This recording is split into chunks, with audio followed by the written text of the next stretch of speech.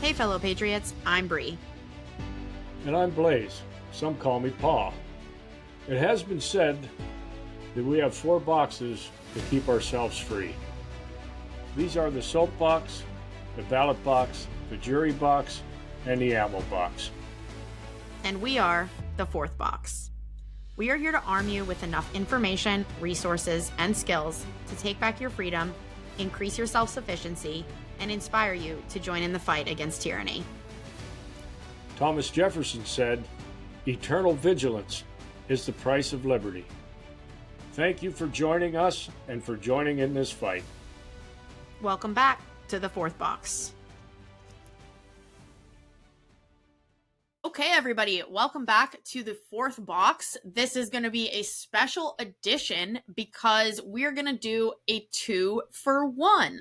So we're going to slam 2 episodes into 1 recording, which means if you want to hear the whole conversation, you'll have to be sure to tune in next week as well. The reason for this is because we're headed to Sturgis, where we're hoping to do an on-site recording. So definitely come back in a couple more weeks to hear that recording. Should be good. Pops, are you getting pumped for Sturgis or what? Yeah, as you can see behind me, I have a motorcycle mostly loaded. Getting down to the last few odds and ends. Have a rough outline of the way I want things to transpire, and I have one rider who is possibly going to go along. If not, we'll be hooking up with you somewhere, I'm sure, west of Ohio, maybe west of Chicago, somewhere in that area. Yeah, perfect. We're looking forward to it for sure. Very much looking forward to it. This will be my 16th trip.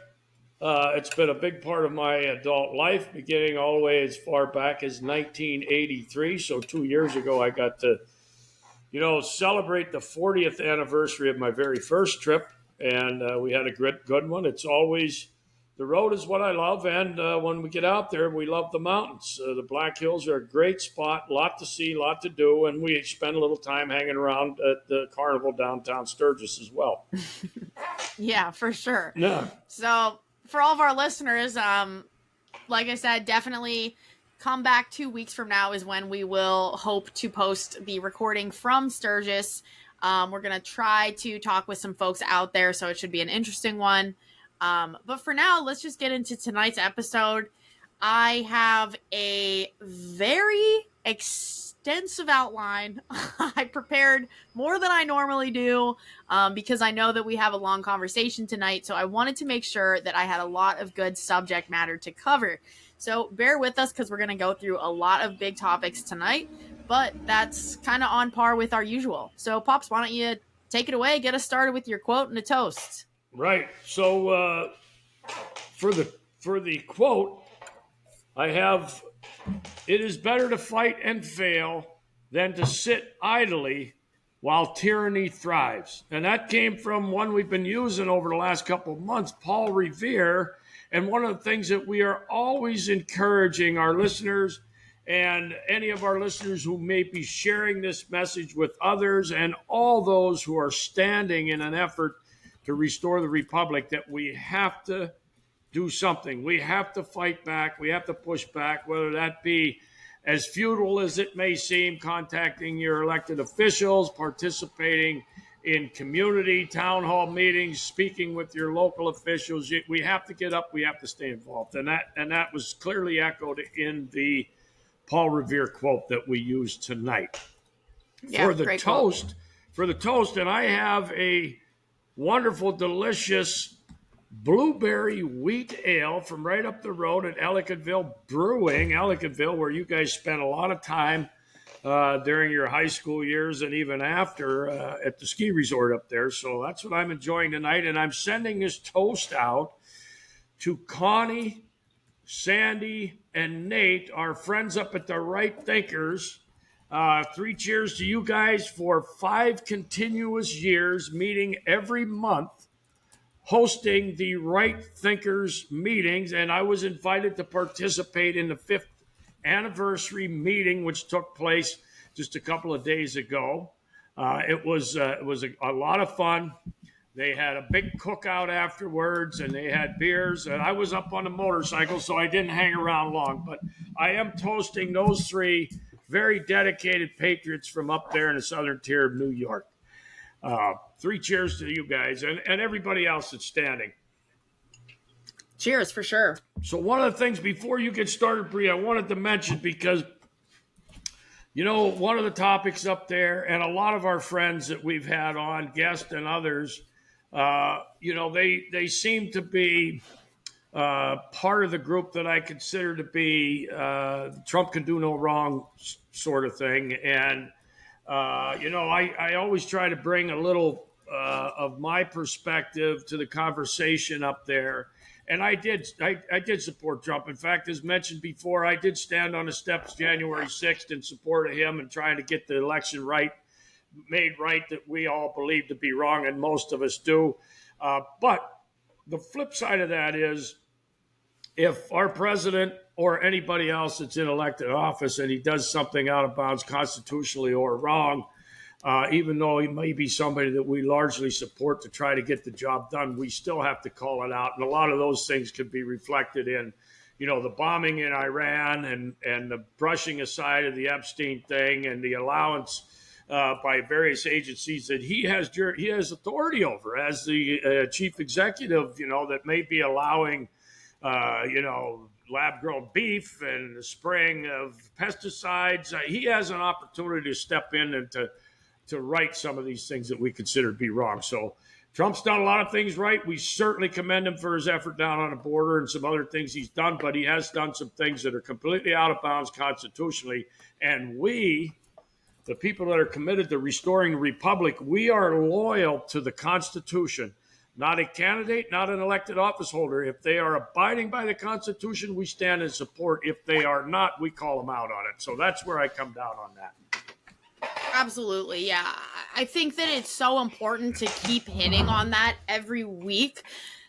I don't understand why people feel like once they've said anything, they can't change their mind or maybe add some clarity to, one, you can have a new opinion. You can learn information and change your opinion. I mean, I think a lot of us should have learned that after what happened with COVID. Like, sometimes new information comes out and it's okay to change your mind, and you shouldn't be embarrassed that you learned something. Like, that's how life works from the time you're a little kid. I mean, you think Santa Claus is real for a long time, and then eventually you figure out that it's not, and you're not embarrassed to tell people that now Santa Claus isn't real. Like, that's what happens. And so with a situation like this Trump thing, I think there's so many people that feel like they can't support some of what he's doing and talk,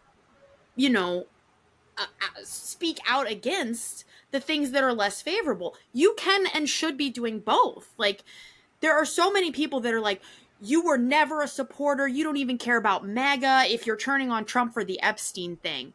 And that doesn't make any sense. You don't have to be fully so committed to the man that you can't call him out for things that you think are wrong. Right. Look at anyone else in your life. That's not how you would treat it. Yep. Your spouse, your siblings, your friends, your coworkers. You can get along with them most of the time. You can think that they're doing well and they're doing great on their path that they're taking in life.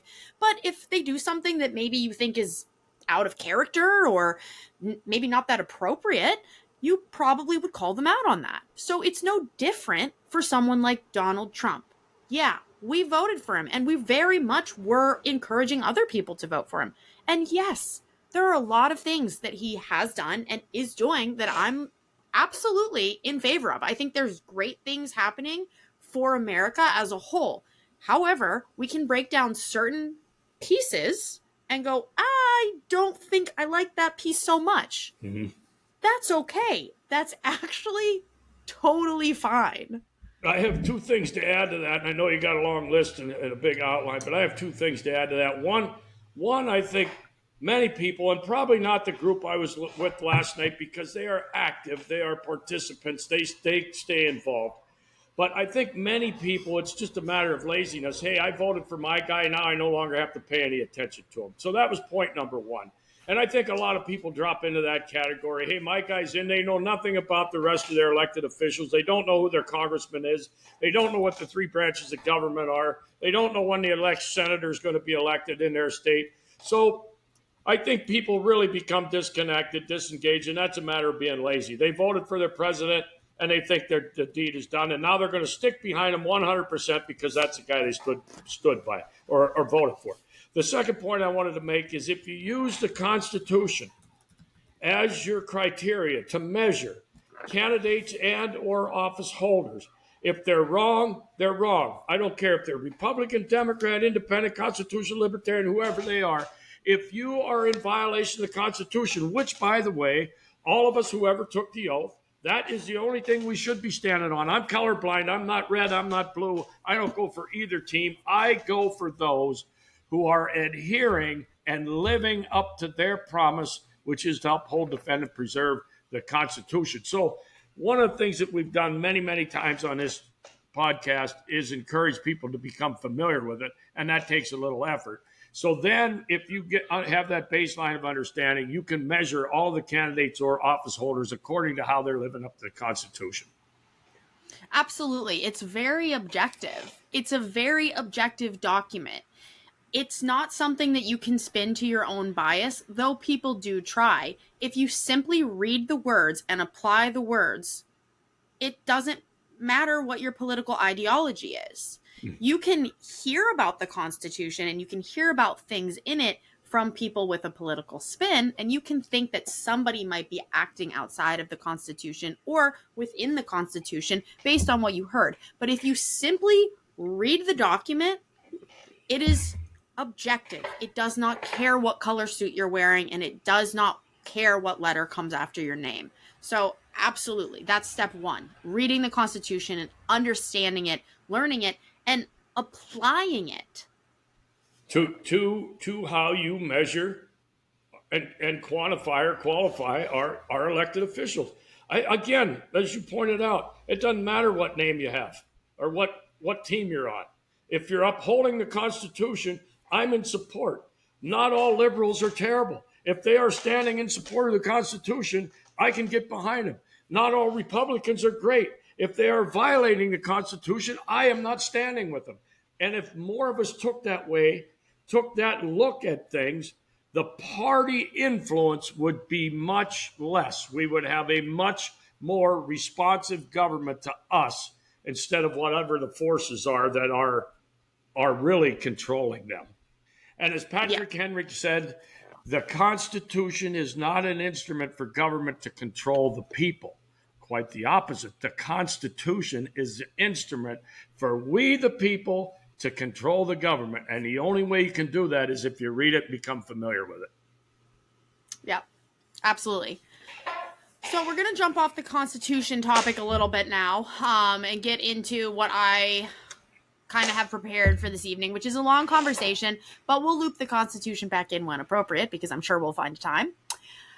So I kind of wanted to jump into the conversation we had last week with Denny. And one of the things that we talked about a lot was all the distractions that are going on all the time. And it's very hard to know what is a distraction and what isn't. And of course, these distractions never stop coming. And I'm kind of the mindset where every single thing I see in any news, whether it is mainstream or alternative, I'm like, oh, is this just another distraction? Is this a psyop?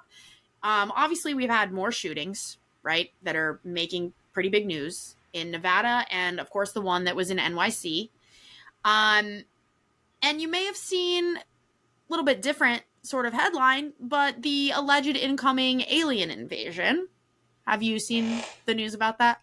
I heard there were some dates affiliated with a projected, visitation by significant numbers of aliens and or flying vehicles of some sort. Yeah. Yeah, right. And things like this, I see them, and I'm sure there are some people who get kind of excited. For me, I'm like, this is a psyop.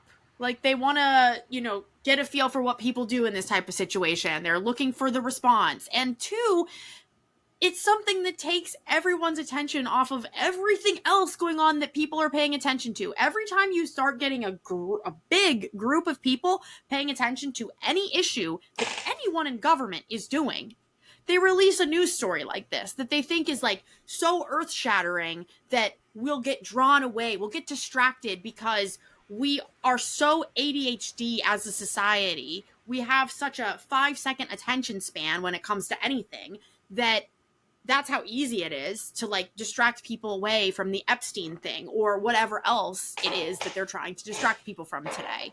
So before I move on from this point, any other headlines pop up on your side that you kind of had that distraction alarm going off? Well, I think you make a good point, and we laughed and talked about it briefly last week, like the Washington D.C. football team and the possibility of its name being restored, and how many people in this country would really have heard that.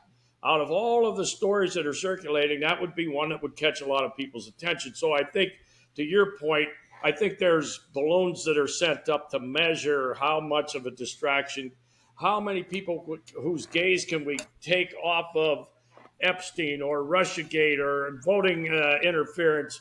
How many people's gaze can we get to focus on the football team or one of these things? But the other point I wanted to make while you were talking there, even many of the websites that we probably have learned to or felt like we can trust, or at least we go to get a feel for what might be happening.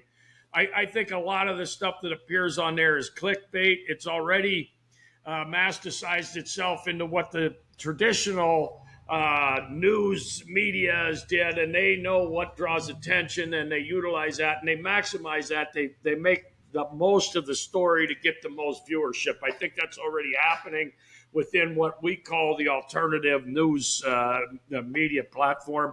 I think there certainly is more of value in the alternative things, but I think there's a lot of stuff on there as well meant to distract and meant to keep focus off of the criminality of those that are in D.C. We talked about it weeks ago. To me, if you took that oath to the Constitution, which every single one of them did, and you voted for something that is constitutionally out of bounds, you broke the law. You're participating in a criminal enterprise. The rest of us would pay a price for that.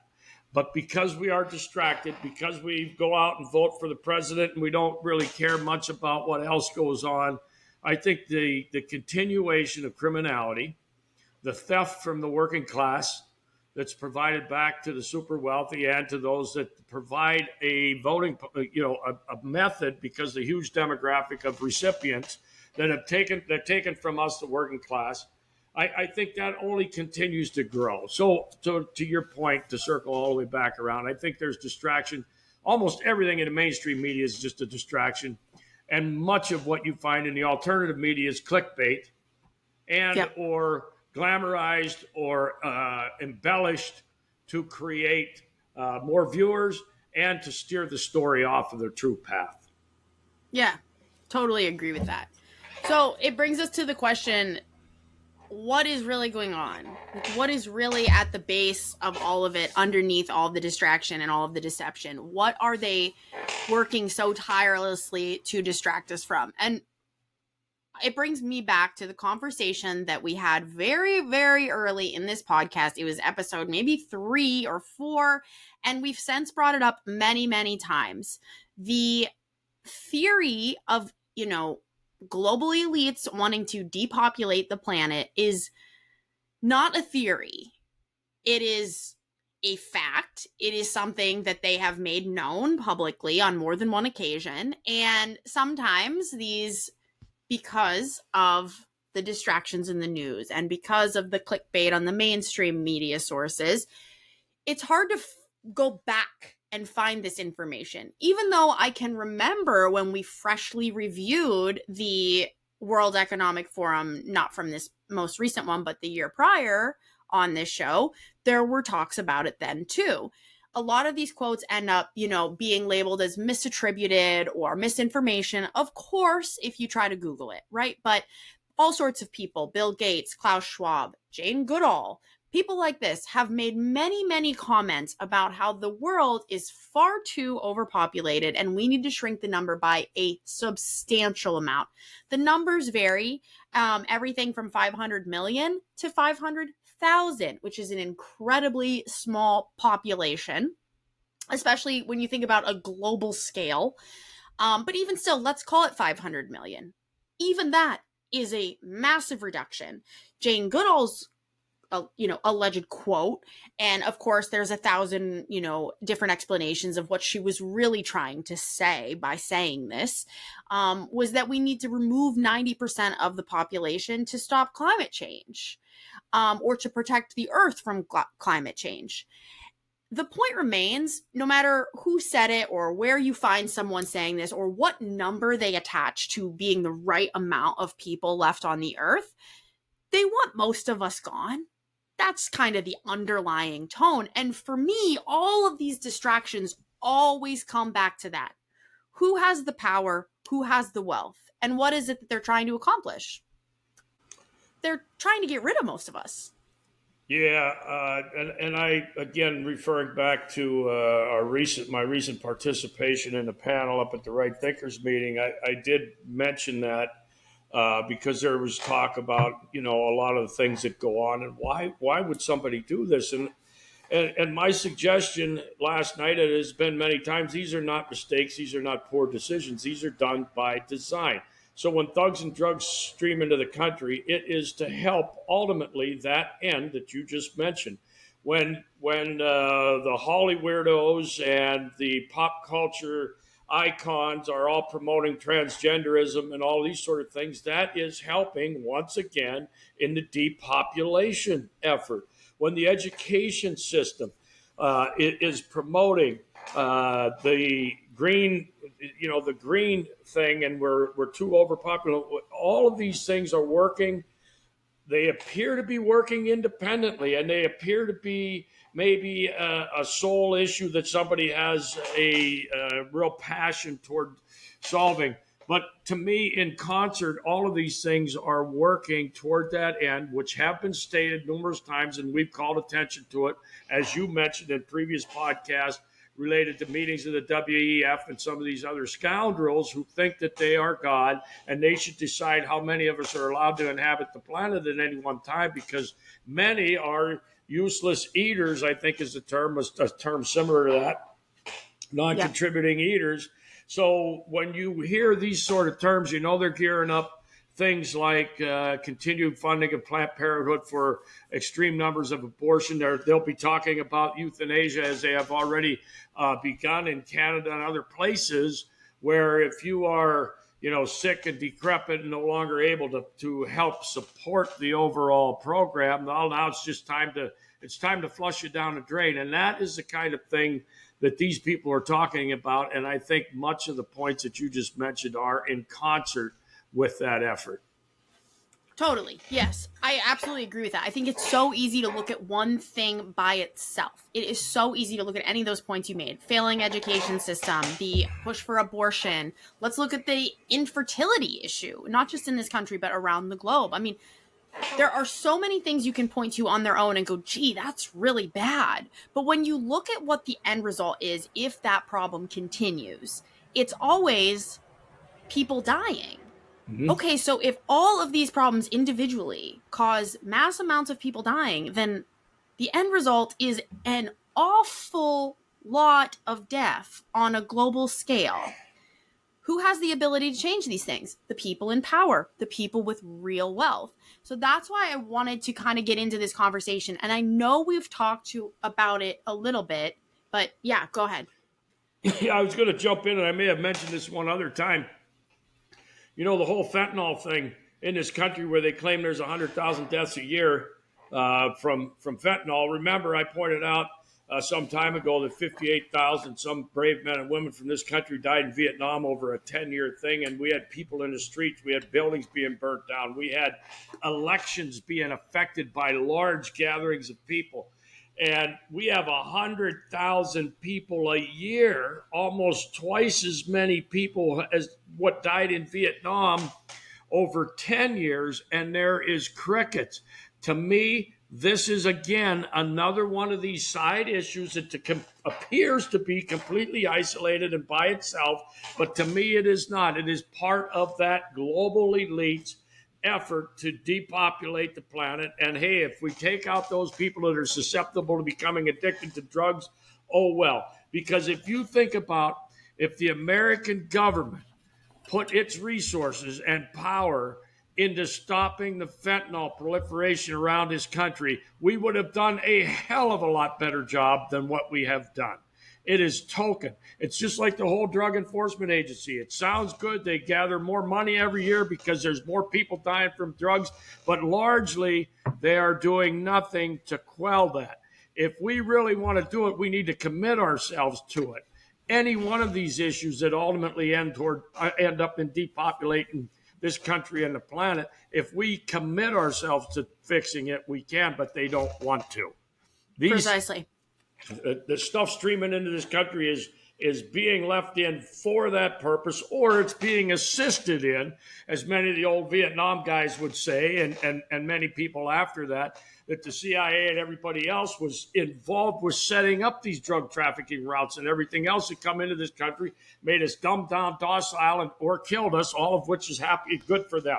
So absolutely, that is where we got to wake up. This is so far removed from a Republican Democrat thing. So I really get excited about trying to explain to people, you got to get beyond that. You have to get beyond this Republican Democrat thing. They have kept us off the trail by keeping us on this topic that has nothing largely to do with what they're trying to accomplish.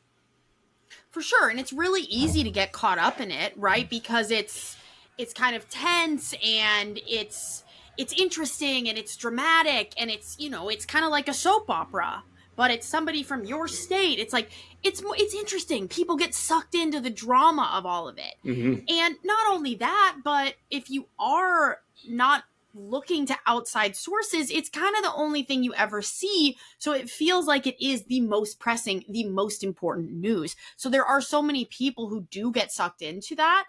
But absolutely, the problem isn't that. I mean, even that alone, even that on its face, Republican versus Democrat, is another distraction in and of itself. Like, the problem is so far buried underneath that. And that's what I want to go into next. A lot of times when people hear this theory that the elites, that the, global cabal, whoever you want to call them, that they're trying to kill off most of the population, the first response you get often is, well, that's not realistic because how could they even survive? I mean, you can't keep the planet spinning without people running it and without people doing things. It's like, first of all, that's not really true. Second of all, look at how much AI has improved in a very short amount of time.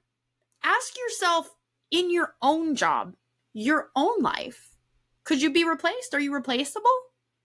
Because it wouldn't take that much for AI to continue to improve and eliminate many jobs.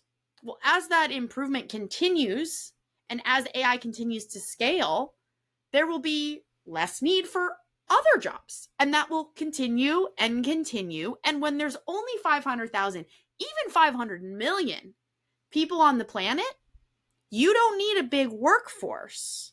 You don't need that much food. A lot of the farm equipment, the farm technology, even things like that for food production are now being run by AI. So technology is there and it exists in almost every industry. It may not be fully implemented, but it already exists. So how long before what you do isn't even necessary anymore? Okay, that might sound good to you, but what it sets us up for is socialism on a global scale. It means that social programs, government-run social programs, where we're giving you handouts, become not only more favorable, but they become necessary for your survival. And if you have to rely on the government for you and your family to survive, your life is in their hands. If you do not serve a purpose for them, how long before they cut you off? That's just it, and I think, as you suggested, a lot of people might respond by saying, "Oh, that's unrealistic." The world will come to a standstill.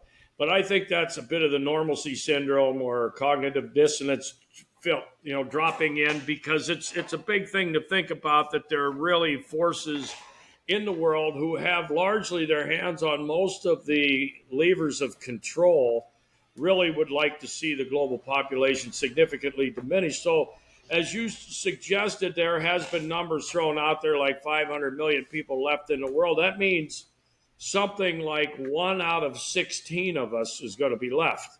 If there's 8 billion people or whatever there is currently. So that means an awful lot of us are expected to go by the wayside. So, to further the conversation about a lot of the events that you see going on around the world today and why would we be doing this or why would we be doing that, like the continued provoking of, Russia for no apparent reason other than maybe somebody really wants to get World War III going where we could pop off a few nukes and we'll really get rid of a bunch of people at one time. That's what I start thinking about when I see we have been the provocateurs of Russia for the last 25 or 30 years, poking, pushing, breaking our own treaties with Russia, and yet when we turn around and the news media screams we need to be supporting Ukraine, you see thousands and thousands of Ukraine flags pop up. That is how gullible, how disconnected, and how foolish we are in this country. While the people that have their levers on control, hands on the levers of control, are going to benefit from this conflict by making stuff that will be used, and they're ultimately going to benefit by their end game being supplemented by a bunch of people dying. We are the people, we, the middle class people, are the ones that send our sons and daughters off to these conflicts. We ought to be saying, no, I'm not cheering on the provoking of the next great conflict on the face of the earth. I'm simply not doing it. Like Denny said last week, hey, we were all Trump supporters. But if he's going to be a promoter of war and engaging in congressionally unauthorized strikes against other sovereign nations using the military, United States military, he is out of bounds, period, plain and simple. And we all need to be standing in opposition and calling him out on it. But again, to me, I think there are a lot of signs that would suggest Trump is now under the influence significantly of the global cabal. He is promoting those things. The spraying of pesticides on our food, it's only going to promote childhood cancers because these kids are eating all this stuff, and the promoting of conflict. These are things that, to me, lend themselves to supporting the globalist agenda of depopulation. 100%.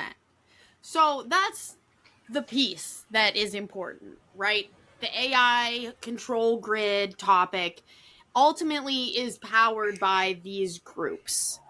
And they don't care if all of us die in wars over countries because they don't care what country any of us are from because they won't need borders if there's only 500 million people that they all get along with. But the point remains, it doesn't really matter who's doing it, right? We can call these people whatever we want. We've had this conversation too. You can blame it on the Israeli government. You can blame it on the Illuminati. You can blame it on the people at the WEF. It doesn't matter who you're blaming it on.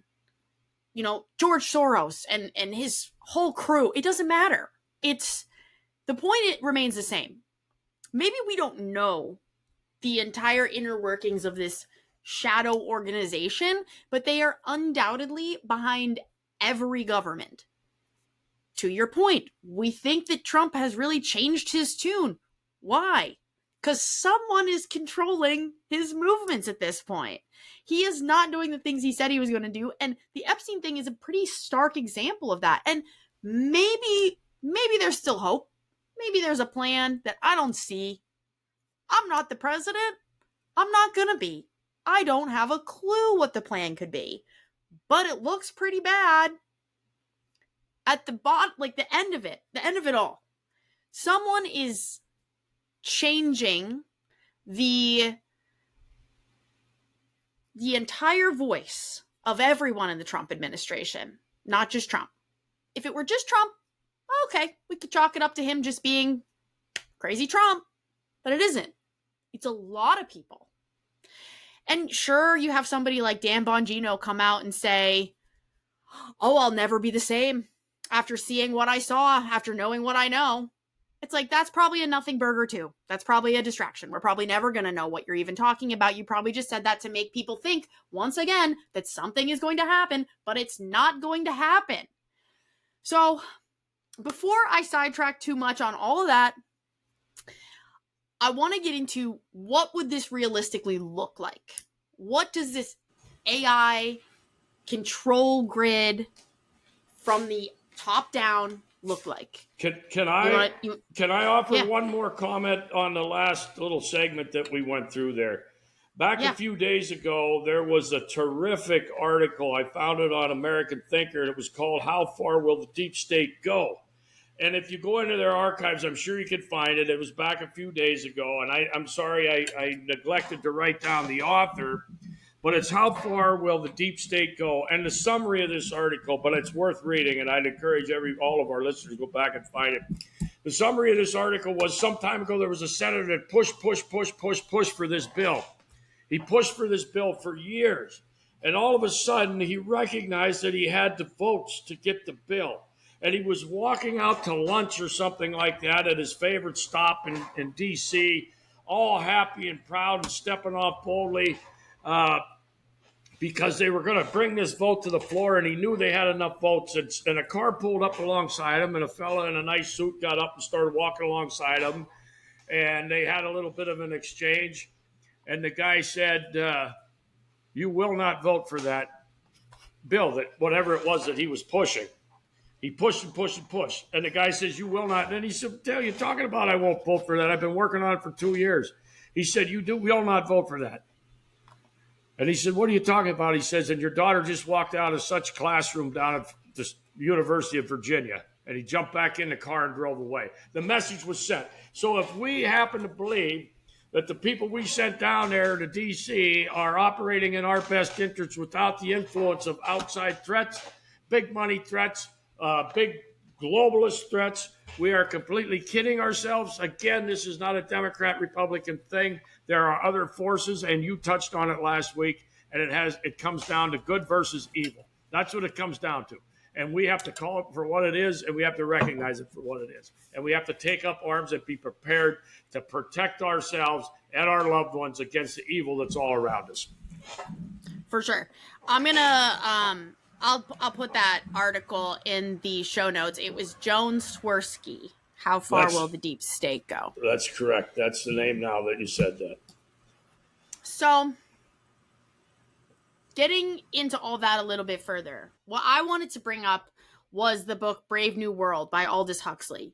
We talk about, 1984, George Orwell a lot with these types of conversations. This comes up a lot. And you do hear Brave New World thrown around a little bit, but not as frequently.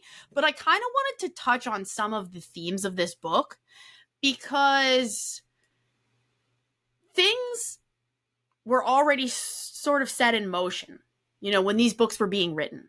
1984 and Brave New World, things were starting to be set in motion where somebody who had an imaginative mind could look ahead at what was already happening and say, I could see this kind of going this way. So is it fair to call on a fiction book for an example of what could happen? Yeah, I think so. And I'm going to break down why that is in a minute. So some of the themes of this book, and we're going to dive into these further, don't worry. Humans are basically mass-produced, stripped from the natural sequences of love, family, etc., conditioned to conform and favor social stability. So, okay, we're talking about the population being shrunk rather than mass-produced, but the point is kind of the same in that they are generating machines in this book, right? They're trying to create a workforce, which in this case, if it goes the way that I'm suggesting it could, the workforce would just be run by AI rather than more people. But to get to this point where the people who are around are compliant, it means they have to strip them away from their natural relationships. Do we not see this? Is this not already a theme in our everyday life? With the destruction of the nuclear family, with the discouragement of natural roles in the family, the way that we've pulled women out of the family. We've told them, in the name of feminism, you have to go out and get a job, and you really shouldn't even get to know your kids. Send your kids off to a public school where people will teach them things that you really won't even be privy to. And the mother and the father and the children will spend all of their days separated, and then they'll come home and they'll sit in front of a TV. Is that really that different from what this book is describing? We're not connected to our community. Most of us don't have a church. We force people into social boxes based on politics and sexual preferences. We encourage them to live only within this box. You are this thing. This is who you'll associate with. And you shouldn't even really try to talk to the people on the other side because they're your enemy. Is that not the world that we're living in? That's 100% on track. You can see it all around you. Anybody that pulls their head away from the television set enough to look around and watch the world developing around them, and you could see all of these things that we were quite accustomed to 30, 40, 50, 100 years ago being torn down and removed. And another point I wanted to make as you were talking about that and the depopulation theme, that back on that, but part of what you see at work here, I believe, is the conditioning that we've talked about over the last few episodes, where we are taught to do the things that we then expect to come later. So now we say, well, we got to let all these people come into the country because that's who picks our potatoes and mows our grass. Well, what do you think? Those are the only people that are going to be left on this earth when the globalists get done with depopulating, are people that are going to perform menial tasks for them. And the rest of us are going to be disposed of one way or another through disease or war or something, famine. So the people that they're going to have left are the people that have already been conditioned to their spot in life, which is to go mow somebody's grass, do their dirty laundry, do their dishes, and other menial tasks that the higher-ups and the elites don't want to do for themselves. And that's who's going to be left. That is so spot on. That is so, yes. Matter of fact, I mean, I want to keep going on that subject alone, but I want to get to the next theme here too. Yeah. The next one.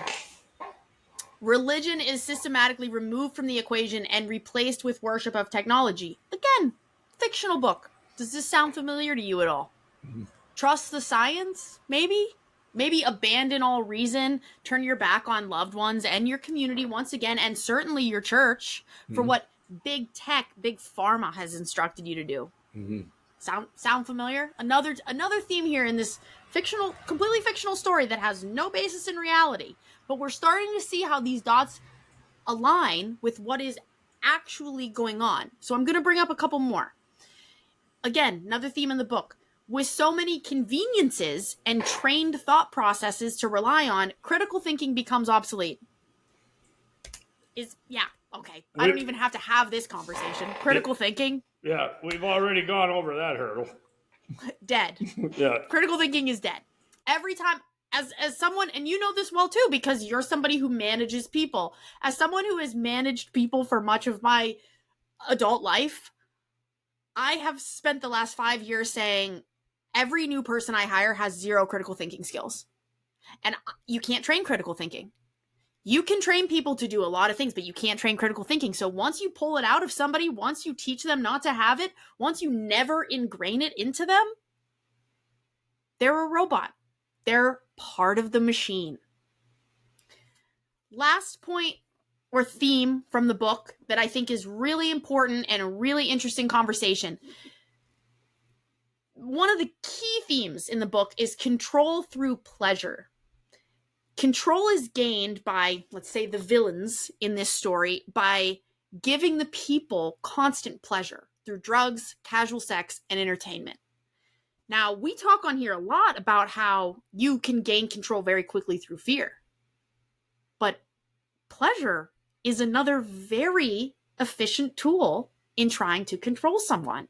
And when we talk about topics like this, drugs, you just talked about fentanyl, casual sex, look at the way this is glamorized in our society. Entertainment, we can talk about this all day. Yep. These are things that people devote their whole lives, their whole personalities to, and they become so distracted by these three things alone that they don't even necessarily see them as a point of pleasure, but because of them, they're not paying attention to anything else going on. Are we not being controlled in this way? That's correct. 100% spot on. You know, for most of my adult life, I've spoke about the evils of Hollywood. I've spoke about the evils of the pop culture. I've spoke about how terribly pornography affects families. These are all things that are being promoted. They wouldn't have been 100 years ago. This stuff was not being promoted 100 years ago, but they are tools of the enemy. They are tools of destruction. They are tools of the death cult that once again wants to get us whittled down to a bare minimum that's there to supply them the menial tasks that they won't do for themselves. One of the things I always liked as a synopsis was you spend time on the things you love.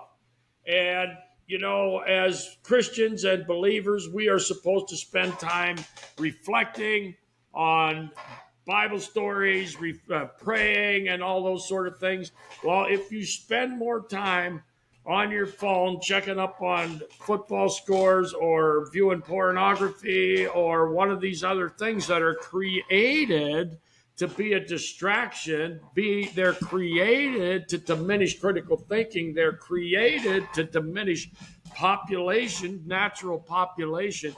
If that is the thing you're spending your time on, you are supporting the evil one, the evil that is behind all of these things we're talking about, and it's an effort to depopulate and evil take over the world. It's that simple. And we can be all, we can, and you know, there'll be a lot of blowback on this, but you know, we can try to sugarcoat this, and that's exactly why they continue to get away with it, because of so few people call it out for what it is.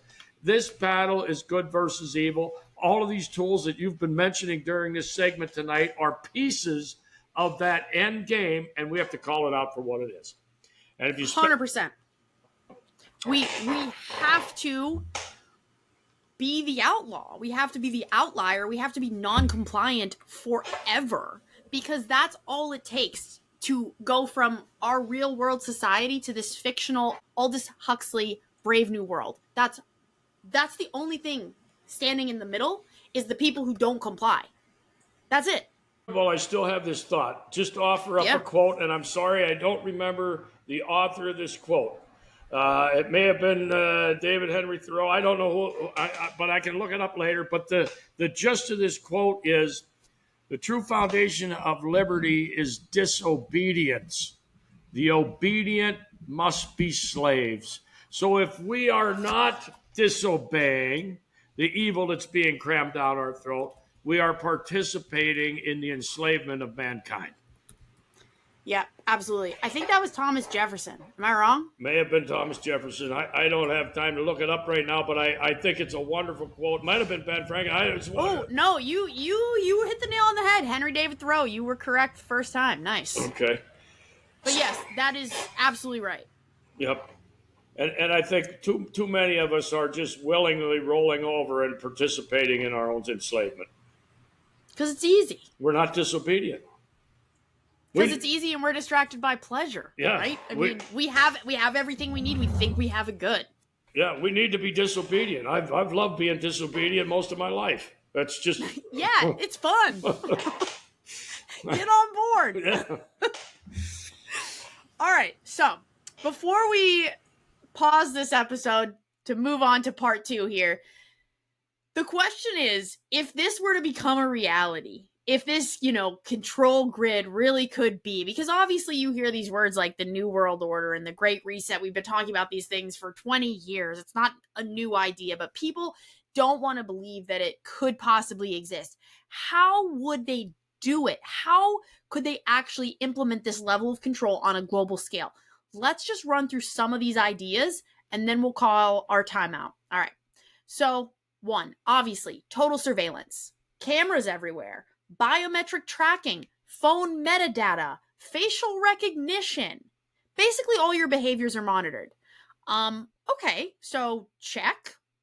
That's already done. That's not something that might happen. That's happening. We have all those things. What else? Programmable digital currency. CBDCs could theoretically limit what you can spend money on. They could be able to cut off users from the system. Has this happened before? Of course. What happened in Canada in 2022 when they froze the bank accounts of all the trucker protesters? That took no effort at all. Everything is already interconnected. All they had to do was hit one button, done. Those people don't have access to their money anymore. It's not the only time it happened, but it is a time when a substantial amount of people were affected and many, many people heard about it. And it was very recent. Yes, absolutely. Of course. Very recent. In the last 3 years. Yeah. So another one. This one is even more recent. This is July 14th of this year. The Fed adopted ISO 20022. Maybe you've seen about this. This is a global protocol that's now being implemented by banks around the world that's built specifically for programmable money. Basically, this was implemented into FedWire, which is an international money transferring system used by the Fed. They shut down for a period of days and said that there was a system, a messaging update. What really happened was that they implemented this new protocol, ISO 20022, which is built specifically for programmable money.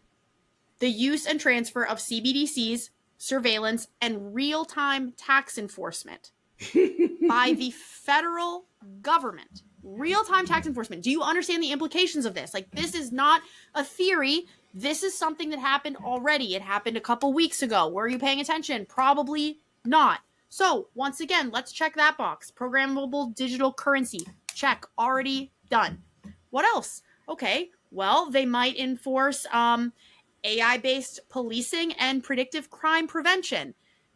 AI used to preemptively arrest or monitor suspicious people. Are we not seeing this right now with what's going on the border? Yeah, it sounds good. It's for border control. It's for getting all of these illegal immigrants out of the country. But what else can that technology do? Not only that, but I want to jump in for just a second. You might see Trump's promoting the monitoring of people who have possibly some mental disorders, this sort of thing, to remove them from society as high risk for these possible shootings. This is already being promoted by Trump, of all people, for all you Trump maniacs out there who believe Trump can do no wrong. He is walking right along with the development of these techniques that you're talking about.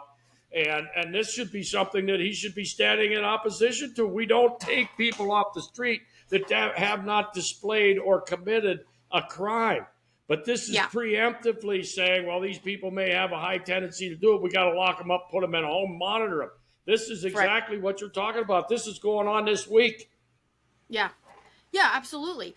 That sounds okay maybe to some people. We can preemptively decide who could be a threat to society. How long before you fall into that category? Exactly. Who gets to call? Who gets to make that call? Right. Right. And cool, you're a big fan of Trump and you're a fan of the Republicans having, the House and the Senate. But what happens when the Democrats are in charge again and they have the same technology that they're able to use to their advantage and the same ability to now enforce these same laws where we're able to just pull people off the street and throw them into whatever kind of confinement we want? What happens then? Yeah. So, same goes along the same lines here. There's already AI technology being used to choose jurors. So we want to talk about jury nullification. Well, that goes away.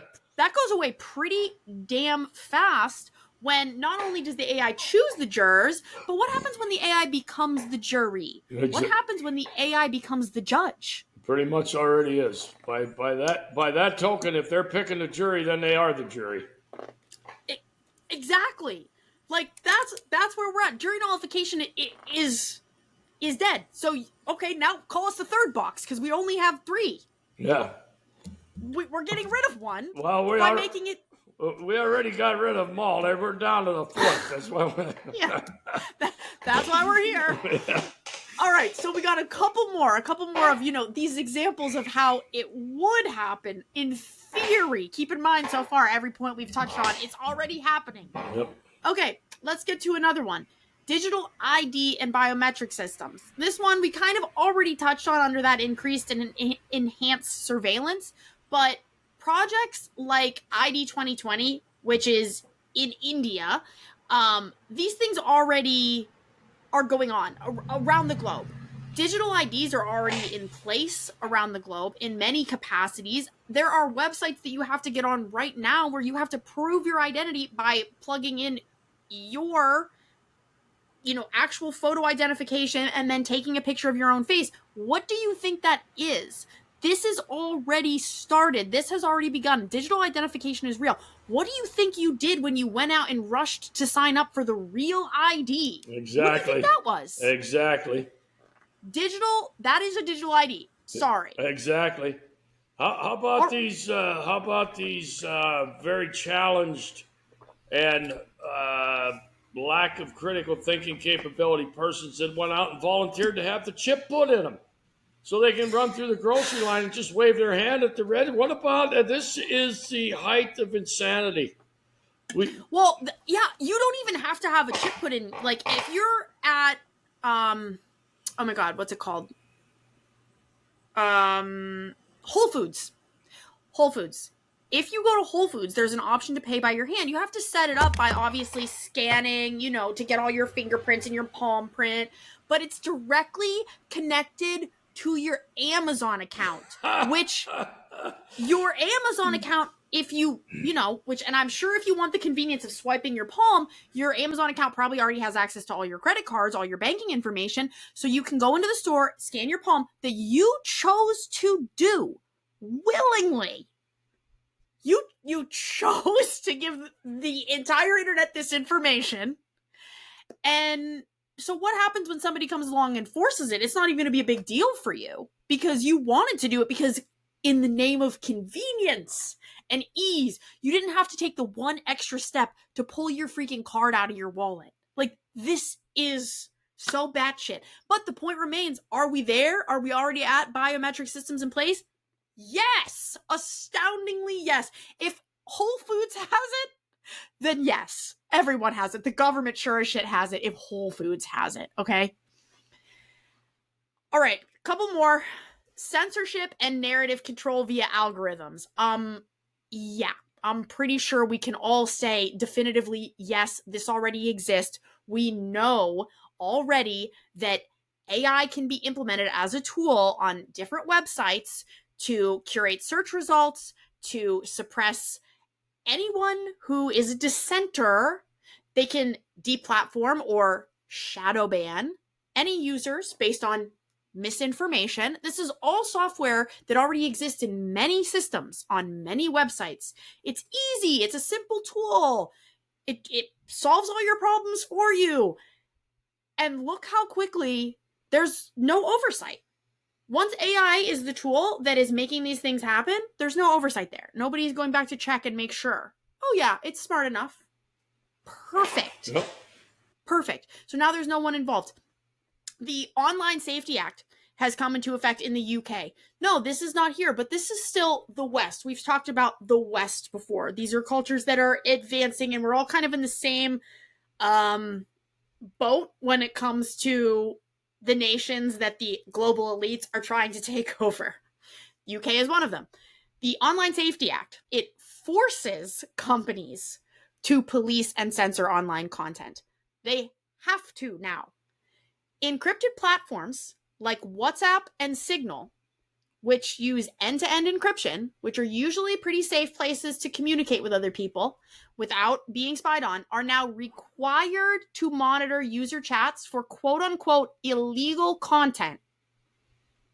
Pretty broad if you have AI managing what is illegal content. Next, it applies to every website where users interact at all. giving the government the power to dictate what's safe online in these spaces and being able to silence any opposition because they can decide something is unsafe. Or, again, they can put it in the hands of AI. So, again, I ask you, is this something that is theoretical or is this something that is already happening? Already happening. Yeah. It's happening. Been for a long time. You know, a long time ago, and I know we want to bring this to a halt for the first session tonight.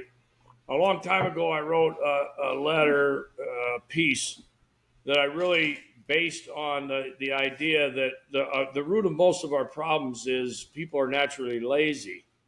And I think it comes all the way down to the decision-making process, and people are willing to relinquish the decision-making process. Number one, it takes them out of having any accountability on the conditions which in their life is revolving. But number two, people are naturally lazy. They would rather have some machine tell them what to do, and they go goose-stepping off. So we are becoming machines. We are becoming non-thinking entities that are here for the pleasure of somebody else. So, you know, all of these things you point out are very clear in its society already today, and that's how far we are removed from being able to save ourselves. And I think that has a large bearing on many of our frustrations. Our good friend Paul, who we toasted last week, who comes around in support of us and drops some money off in support of the Ford, he says many times when I talk to him and I see him on a regular basis, what are we going to do? People don't care. They're not doing. I said, Paul, we've been singing this for 30 years, and we're in a losing battle. We're not. It does not appear as if we're gaining numbers to support our cause. Let's get back to where everybody critically thinks. Let's get back to where we call a spade a spade. Nope, not that's my guy. I voted. I'll take anything he does. We have to get back for standing on our own 2 feet, and it seems like we're losing that battle. It seems like people are lazy. To your point about the pleasures of life and all these things at our fingertips, we're much more interested in that. Yeah, of course. And that's why, you know, I really genuinely believe that the solution is not in anyone that exists today. It's in the next generation. I shouldn't say doesn't exist, but it's in very young kids. Yeah. It's the solution isn't here. We're not going to change the minds of people who are already a functioning adult in society. However, I think there are a lot of children who are being brought up in, you know, homesteading and homeschooling environments that are being trained to think outside the box by nature itself. They're being allowed to develop critical thinking skills by just being a kid in an environment that actually suits them, where they have the option to think for themselves rather than to think within a confined set of, you know, crossing I's and dotting T's and whatever comes along with public and even private education at this point. So I think there is hope. But in fact, that'll bring me to the very last point for this one. The final thing, the final way this control grid comes to pass is workforce automation and dependency, which is the only one out of everything we've gone through so far that we haven't actually seen come to pass yet. So there's actually still a chance. We actually don't have to make that last one come to be reality, but it requires us to recognize when it's happening. It requires us to develop real skills. It requires us to push back when someone offers us the easy option. We have to say no. We have to take the harder option. Mm-hmm. Hey, you can make your job easier by implementing this technology. Just don't. Because this is the last one. We went through a whole list there. This is the only one that hasn't happened yet. It's not to say it couldn't. Well, a lot of that stuff is underway. I mean, a lot of workforce automation is underway.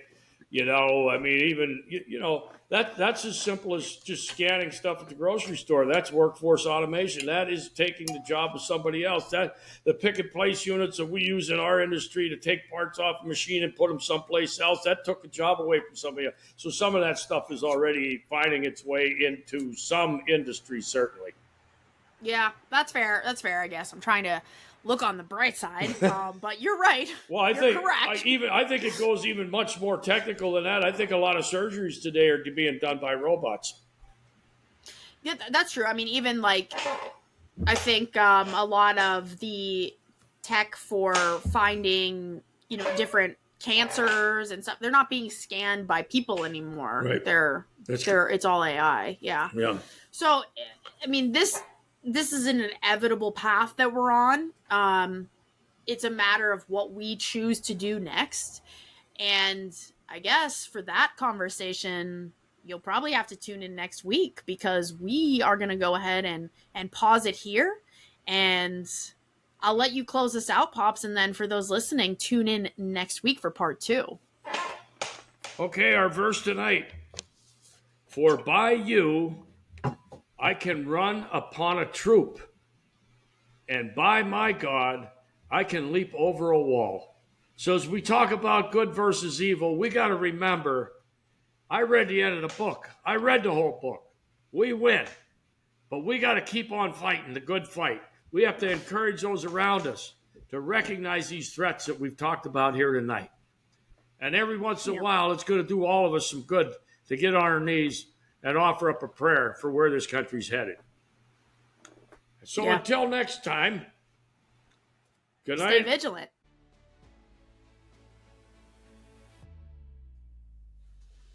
Thank you so much for listening. We really do appreciate the support and truly love getting to share this message with anyone who wants or needs it. The best way for you to support the show is to subscribe, add a rating, and share with everyone you know. You can find us on Instagram, X, and at thefourthbox.com. We'll see you next Thursday at 6 p.m. Stay vigilant.